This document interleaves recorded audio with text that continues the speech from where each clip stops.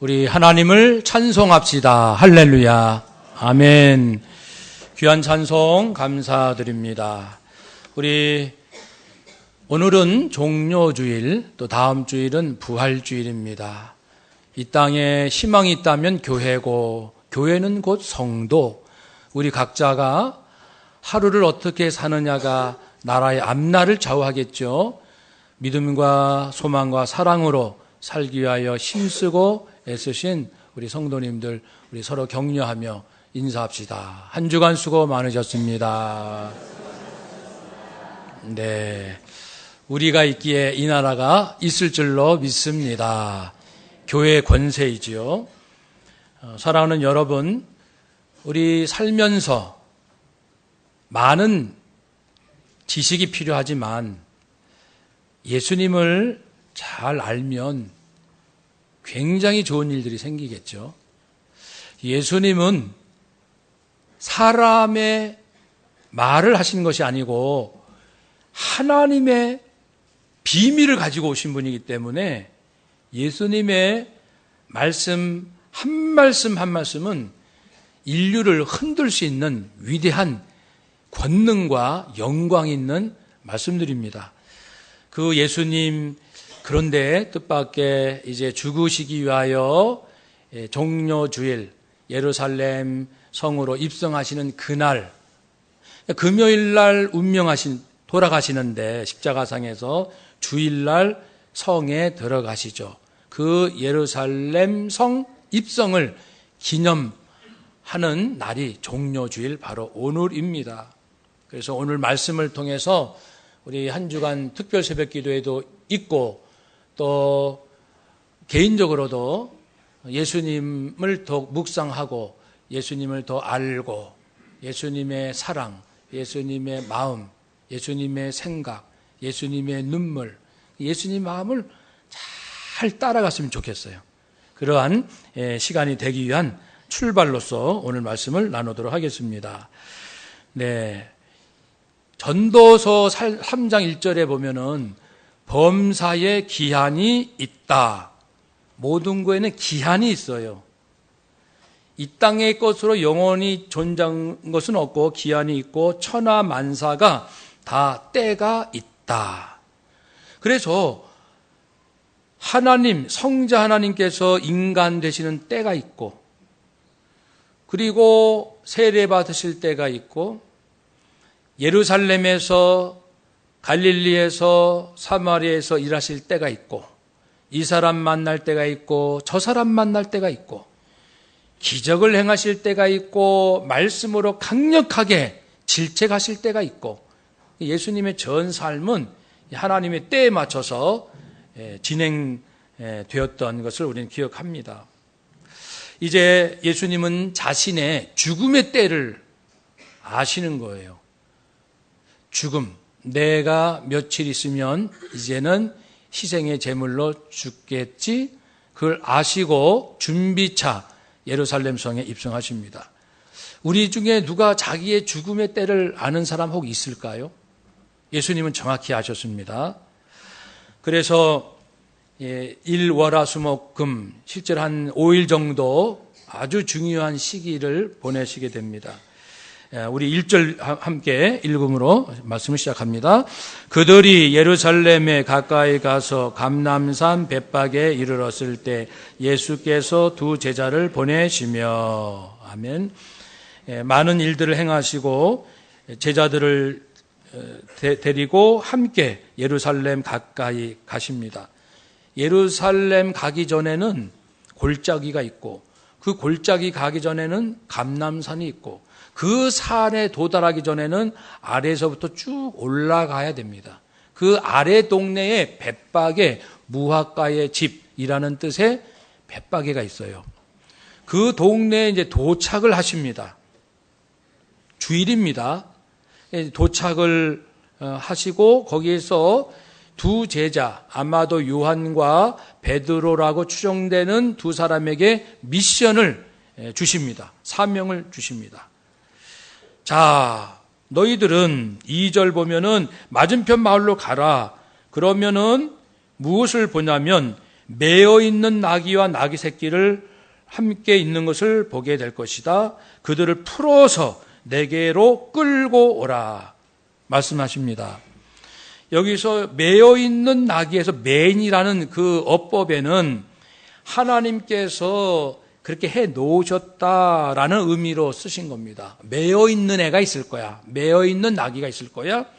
여기에는 하나님의 절대적 주권을 뜻하는 것으로서 그날, 그 시간, 그 장소에 누구에 의해서 무엇이 되어 있는 상황 이겁니다. 그래서 너희들은 맞은편 마을로 가면 이미 주인에 의해서 매어 있는 나귀 새끼를 발견하게 될 것이다. 이미 다 세팅되어 있다. 그런 말씀입니다. 이미 다 정해져 있다.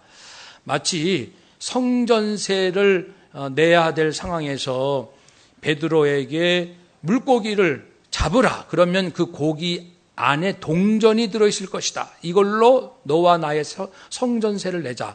말씀하셨을 때처럼 물고기 안에 동전이 이미 들어가 있는 상황을 다 세팅해 놓으신 거예요.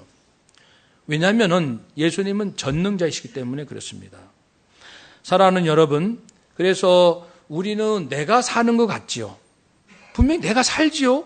내 뜻도 있고 자유의지도 있고 해도 되고 안 해도 되고 분명한 이런 의지가 있지만 하나님께서 이루실 절대적 계획은 인간과 상관없이 이끌어 가십니다. 그래서 대한민국 안에서도 내 직장 안에서도 내가 할 수 있는 일이 있고 내가 할 수 없는 일이 있어요. 내 자녀도 내가 마음대로 할 수 있는 부분이 있고 절대로 내 마음대로 자녀를 할 수 없는 부분이 있습니다. 그래서 우리는 내가 할 수 있는 부분에 대해서는 조심스럽게 하나님의 뜻대로 하려고 애를 쓸 것이요. 내 의지랑 전혀 상관없이 진행되는 일에 있어서는 하나님의 뜻이 무엇일까? 깊이 묵상할 필요가 있습니다. 3절 우리 함께 읽습니다. 만일 누가 무슨 말을 하거든 주가 쓰시겠다 하라. 그리하면 즉시 보내리라 하시니. 아멘. 예수님께서 또 말씀하십니다. 그런데 나귀와 나귀 새끼를 이렇게 풀어서 끌고 오려고 할 때 이보시오. 왜 남의 것에 손을 댑니까? 라고 말하는 사람이 있다면 많은 말이 필요 없어. 우리 주님이 쓰시겠대요. 그 한마디만 해라. 그러면은 그 사람이 기쁨으로 내어줄 것이다. 이 말씀에는요, 예수님께서 남의 물건을 도둑질하는 분은 아니잖아요. 남의 것을 빼앗는 강도는 아니잖아요. 한번 더 합시다. 예수님은 강도가 아니십니다. 좀 죄송한 이야기를 나눴는데 예수님은 강도가 아닙니다. 강도는 오히려 양을 빼앗고 죽이려고 하지만 예수님은 선한 목자이십니다. 양들 위해서 자기 생명을 내어놓는 분이시죠. 그래서 이 부분은 그 나귀와 나귀 새끼가 거기에 매어 있는데 그것이 본래 주님 거라는 뜻이에요. 주님에 의해서 얼마든지 쓰임받을 수 있다는 겁니다. 그러니까 아까 말씀드린 그 성전세를 위해서 물고기 안에 있는 동전, 이 사건에서 성전세를 내라라고 말했던 사람들에게 깨우치기 위해서 내가 성전의 주인이다.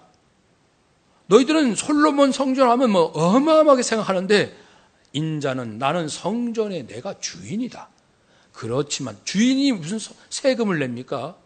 나는 주인이기 때문에 나는 성전세를 안 내도 된다. 그러나 오해받지 않기 위하여, 즉 예수님이 누구신지를 사람들이 잘 몰라요. 예수님은 곧 성자 하나님이시고 모든 것을 창조하신 아버지 하나님과 만세전부터 창조하셨고 말씀으로 모든 만물을 붙드시고 또 자유자재로 오병이어의 기적을 또 바다 물 위에 걸어가시고 못하실 일이 없으신 분인데 사람들은 잘 몰라요. 예수님이 누군지를. 그러니까 내가 성전의 주인이어서 성전세를 낼 필요는 없다마는 저 사람들이 나를 잘 모르고 있기 때문에 내가 주인이어서 난 성전세 안 내도 된다. 그러면 나를 오해할 수가 있다. 저들의 영적 수준이 낮기 때문에 나를 오해할 수 있기 때문에 저들의 눈높이에 맞춰주자. 그래서 성전세를 가져오라고 기적적으로 행하셨지요. 나귀와 나귀 새끼도 예수님 겁니다. 모든 우주와 인생과 이 역사는 다 예수님 겁니다. 예수님께서 원하신 데 쓸 수 있습니다. 그런데 사람들이 예수님을 잘 모르기 때문에 오해할 수가 있습니다. 만약에 그냥 제자들이 가지고 가면은 주인하고 그 사람들이 뭐라고 할 거예요? 강도야! 도둑 좀 잡아라! 막 그럴 거 아니에요. 그러면 이제 누가 보면 예수의 제자들이래. 소문이 어떻게 납니까? 예수 제자들은 강도야. 나쁜 사람들이야. 나귀 새끼를 막 가져가는 거 있지? 그 스승이 누군데? 예수래. 그거 아주 형편없구만. 하고 예수님이 이제 오해를 받는 거예요. 그래서 수준이 낮은 인생들의 눈높이로 내려가셔서 주님이 쓰시겠다고 얘기를 해라. 이렇게 전해주시죠. 그러면은 그 주인이 즉각 내준다 그랬습니다. 그것은 감동을 받는다는 의미가 있어요. 감동. 그래서 예수님은 남의 것을 강탈하는 분이 아니고 사람의 마음에 감동을 주시는 분이에요. 예수님은 모든 일을 감동으로 하십니다. 하나님은 항상 감동으로 일을 하셔요. 모든 것이 하나님의 것인데 갑자기 하나님께서 배가 고프시겠어요? 물질이 필요하시겠어요? 모든 것이 아버지의 것인데. 그렇기 때문에 사람의 것을 빼앗는 하나님이 아니시고 하나님은 늘 주시는 분이세요. 그런데 주시지만 받은 사람들이 하나님을 위해서 쓸 수 있게 하기 위해서는 감동을 주심으로 그가 기쁨과 자발적으로 헌신하고 봉사하고 예물을 드리고 시간을 드리도록 감동을 주시는 방법. 본래 하나님이 건데요. 주실 때는 아낌없이 주시고 일하게 하실 때는 감동을 주셔서 하시는 친절하신 예수님, 겸손하신 예수님, 참 마음이 고우신 예수님이십니다. 한번 따라 합시다. 하나님의 일은 감동으로 됩니다. 아멘. 그래서 우리는 이것을 배워야 되고 훈련해야 됩니다. 부부간에도 감동으로 부부관계가 유지돼야 돼요. 뭐 생활비 주고 집안일 청소하고 이 서로 주고받는 이것이 아니고 남편과 아내 사이에도 감동을 주고받는 것으로 세워지는 부부가 기독교 부부입니다. 기독교인 부부. 부모 자녀 관계도 감동이 주고받음으로 엄마, 아빠 너무너무 사랑하고 애들아 이런 관계가 예수 안에 있는 그런 아름다운 가정이죠. 목회자와 성도도 마찬가지입니다. 감동이 있는 인생을 말씀하십니다. 즉시 내어 드리게 된다는 것입니다. 성령의 감동, 예수님의 영적 권위, 예수님의 사랑의 힘 이런 것들이 우리의 모든 삶을 지옥에서 천국으로 바꾸는 힘입니다. 근데 우리는 살다 보면은 성령님이 어디 계셔? 성령님의 감동? 너무 낯설고 그리고 어색하게 느끼는 경우도 종종 있지요. 그것이 우리가 훈련이 아주 덜 돼서 그렇다고 볼 수 있습니다. 사도행전 2장 44절 47절에 보면은 이 성령의 감동을 받은 사람들이 어떻게 행동했는지가 나옵니다. 믿는 사람들이 예루살렘 교회죠. 믿는 사람들이 다 함께 있어 모든 물건을 서로 통용하고 서로 주고받고 재산과 소유를 팔아서 각 사람의 필요를 따라 나눠주고 나는 좀 여유가 있으면 부족한 사람에게 나눠주고 날마다 마음을 같이하여 성전에 모이기를 힘쓰고 집에서 떡을 떼며 기쁨과 순전한 마음으로 음식을 먹고 그랬습니다. 이 안에는 누가 강제로 한 것도 아닙니다. 무슨 그 규칙을 정한 것도 아닙니다. 서로 막 주고 싶고 그리고 사랑하고 싶고 이 마음이 얼마나 깨끗하고 순수한지 그런 충만한 공동체, 교회가 된 것이죠. 바울은 고백합니다. 사도행전 20장 24절에서 나에게는 달려갈 길이 있습니다. 예수님께 받은 사명이 있지요. 예수님의 복음을 전하는 것입니다. 얼마나 소중합니까? 이 사명을 마치려 하면은 내 생명을 조금도 귀한 것으로 여기지 않아요. 저는요, 죽고 싶어 환장한 사람이에요. 표현이 그렇습니다. 저는요, 예수님 위해서 죽으면 좋겠어요. 예수님 좋아하시는 일을 하다가 죽으면 여한이 없겠어요. 저는 예수님 기뻐하시는 일을 하는 것이 제 인생의 최고의 영광이고 최고의 기쁨입니다. 그런 마음입니다. 성령의 감동이 임한 곳에 그런 역사가 일어나죠. 마태복음 5장 6절에 보면 의에 줄이고 목마른 자는 복이 있나니 그들이 배부를 것이며, 그래서 우리는 굶어 본 적이 있죠. 목마르나 본 적이 있습니다. 얼마나 먹고 싶은지 마시고 싶은지. 그런데 의에 대하여, 의에 하나님의 뜻, 하나님이 기뻐하시는 그것을 이루기 위하여 목말라 하는, 우리 아까 장로님도 기도하실 때 우리가 정말 돈과 권력을 위해서 마음이 흔들리고 주님의 뜻대로 살아야 되는 건 알지만 때때로 배신하고 범죄하는 이것을 고백을 하잖아요. 우리가 왜 안 그랬으면 좋겠는데 왜 내가 꼭 그러는지, 그러해도 다시금 주님 앞에 나와서 하나님, 정말 주님께서 기뻐하시는 삶을 살고 싶습니다 라고 우리는 의에 줄이고 목마른 자 심령을 가지고 있습니다. 이런 사람이 복이 있다고 했고, 10절에도 의를 위하여 박해를 받은 자가 복이 있나니 천국이 그들의 것입니다. 성령의 감동을 받은 사람들은 이렇게 올바르게 살고 싶어 견딜 수 없는 마음이 있어요. 견딜 수 없는. 그래서 이 나귀와 나귀 새끼 주인도 즉시 내어줬다는 것이 바로 그런 마음을 우리에게 보여주고 있습니다. 그런 심령으로 살면은 물 흐르듯이 인생이 얼마나 좋겠어요. 저도 그런 인생을 꿈꾸긴 해요. 그 싸우지 않고 사는 법을. 근데 저도 이제 상담을 공부하지만 싸우는 게 필요해요. 서로 의견도 다르고 입장도 다르고, 그러니까 싸울 수밖에 없어 인생들은. 그런데 저는 고집스럽게 뭐가 있냐면은, 하나님, 싸우지 않고 사는 법은 없나요? 라는 걸 제가 계속 기도하거든요. 지금까지도 계속 고집스럽게. 비록 우리 모두가 불완전한 사람끼리 모였으니까 다툴 수밖에 없지만 그래도 저는 고집을 피웁니다.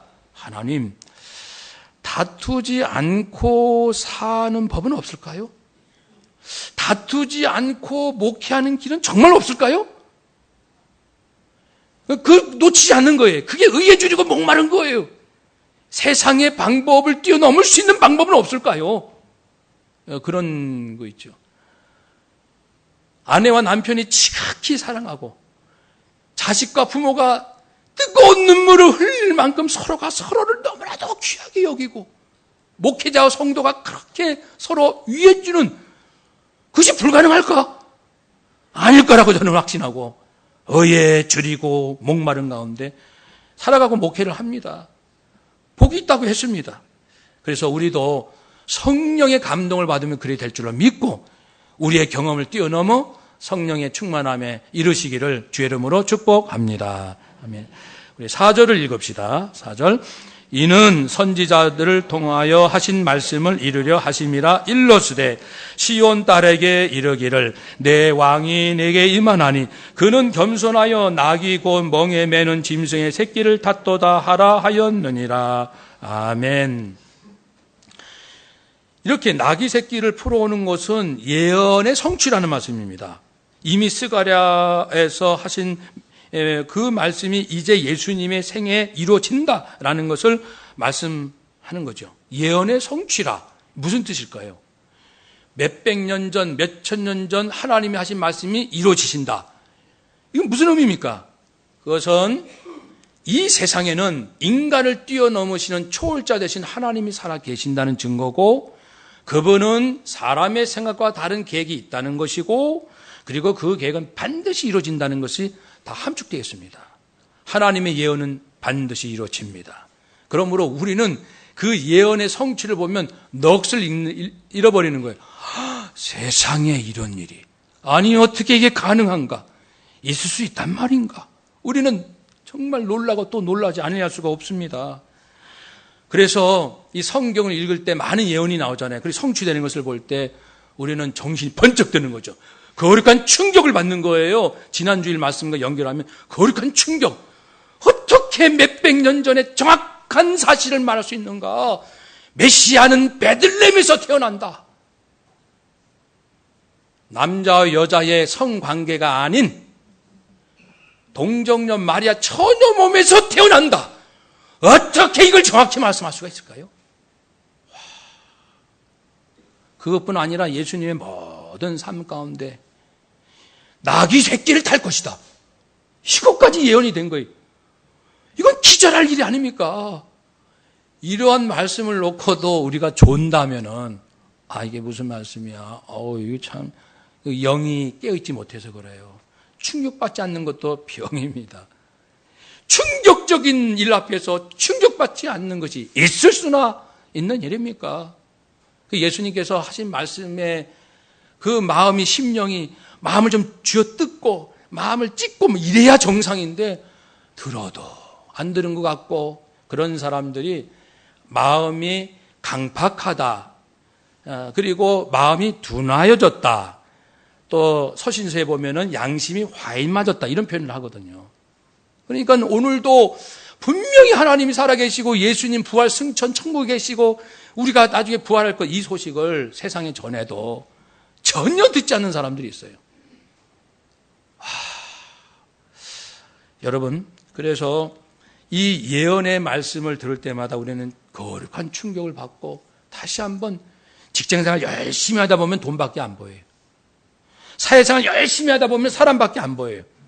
그래서 성경을 읽어야 돼요. 성경을 읽어야 창세전부터 영원까지의 일이 쫙 펼쳐집니다. 그래야 내 영이 깨어서 내 삶을 정확하게 갈 길로 잘 갈 수 있는 지혜를 얻습니다. 한번 따라 합시다. 성경을 읽어야 하늘의 지혜를 얻습니다. 아멘. 그런데 그 예언의 말씀 중에 이제 메시아는 짐승의 새끼를 타게 된다. 근데 그 메시아는 왕이다. 왕이 너에게 임할 것이다. 시온 딸 예루살렘 이스라엘을 말합니다. 이스라엘 백성들이요 그대들에게 왕이 올 것인데 그는 짐승의 새끼를 탄다. 왕이 짐승 새끼 탄다. 이 나귀 새끼 좀 잘 사는 집은 그 당시에 말을 이용했어요. 말을 타고 말로 이제 이용했어요. 말.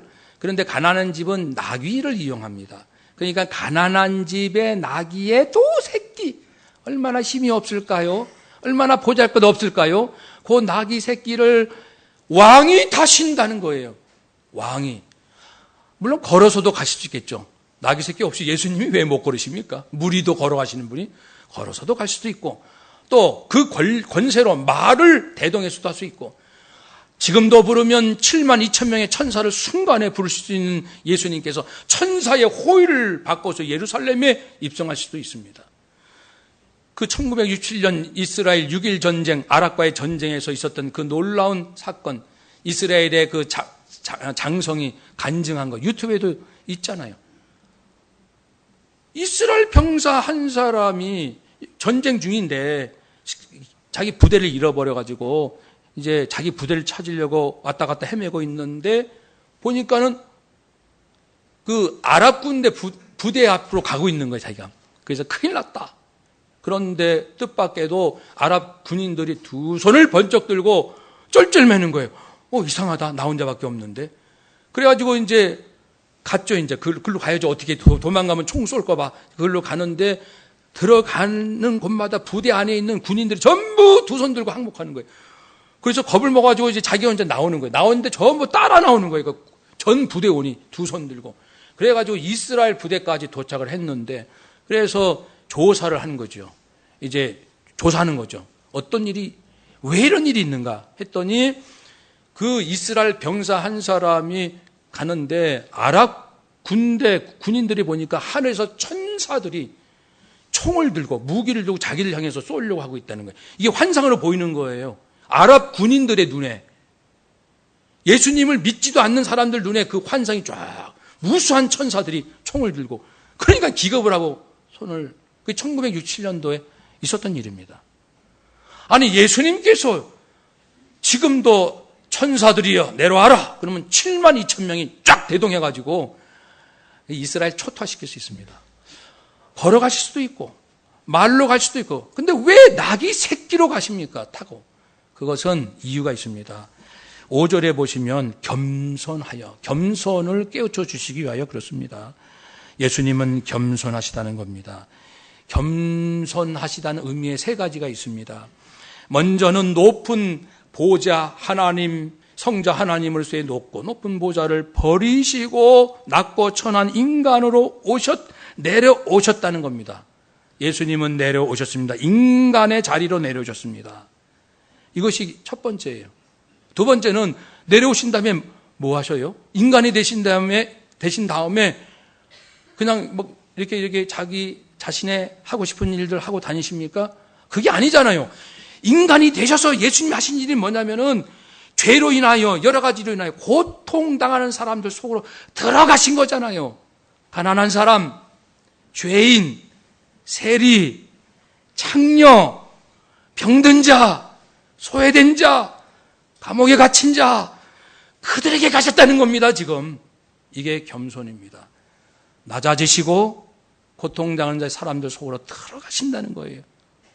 들어가셔서 같이 울고 그리고 아파하시고 그걸로만 끝난 것이 아니고 죄인들이 왜 이렇게 힘들게 사는가? 왜 이렇게 저주스러운 인생을 사는가? 죄 때문이다. 죄 때문에. 죄 때문이다. 이 죄값으로 인한 고통으로 이렇게 사람들이 신음하는데 그 죄값, 죄로 인한 고통, 그 죄값을 내가 짊어지겠다. 그것이 예수님의 겸손입니다. 한번 따라서 합시다. 내려오셔서 들어가십니다. 들어가셔서 짊어지십니다. 아멘. 인생들이여 예수가 누군지를 아느냐?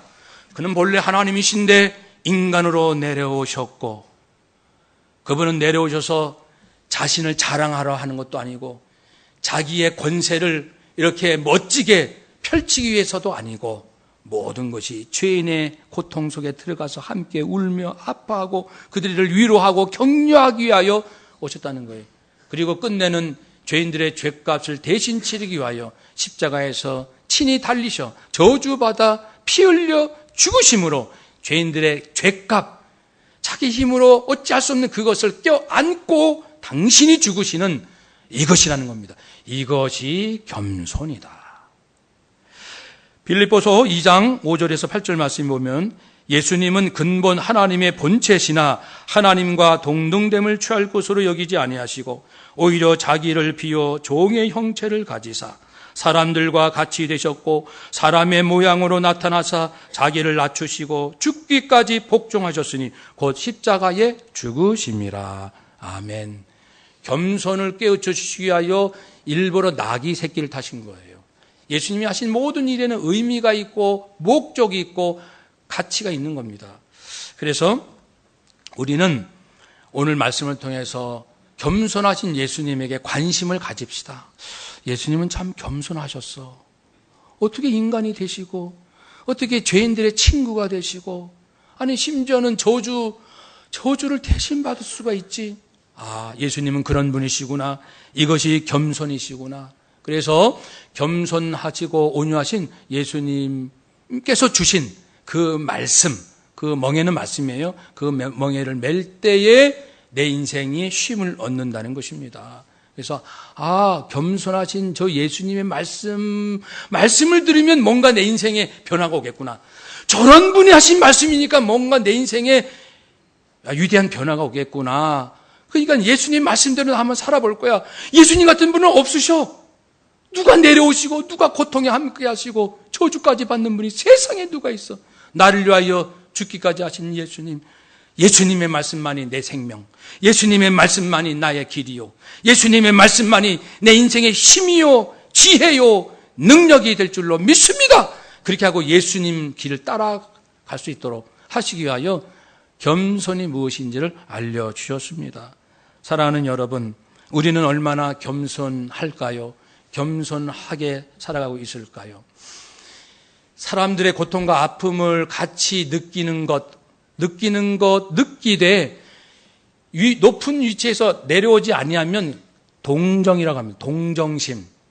아유, 불쌍해. 아유, 이 TV 같은 데 보면요, 너무 딱한 분들 얘기 나오면 동정은 그런 겁니다. 아유, 안 됐어. 아유, 어쩌요. 나는 건강하다 이거죠. 저기 몸 아픈 사람. 나는 부자라는 거예요. 저 사람은 가난한 사람. 이렇게 높은 위치에서 저 사람을 이렇게 불쌍히 여기는 것.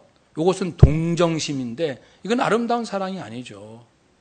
그래서 이제 예수님은 그러한 사랑이 아니고 내려오셔서 같이 친구가 되어주는 거예요. 친구가 되는 거 어렵습니다. 선생님들이 학생들 친구 되는 거 어렵습니다.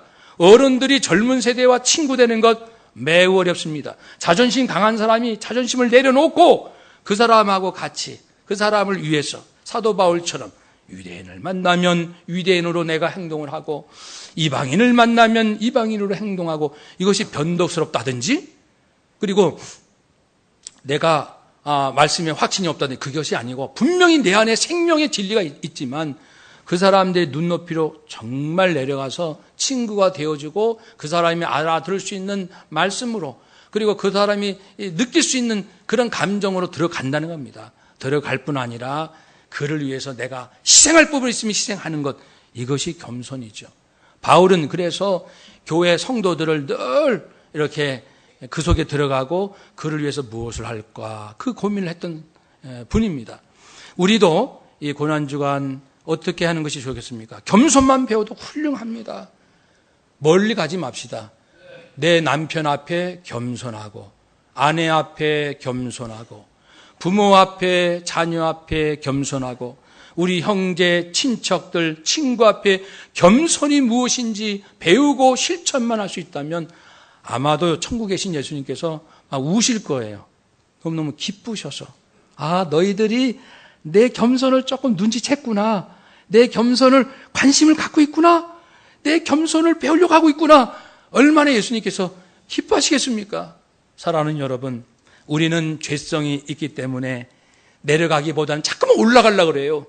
자꾸만 높은 위치, 높은 대접 받으려고 하고 자존심을 높이고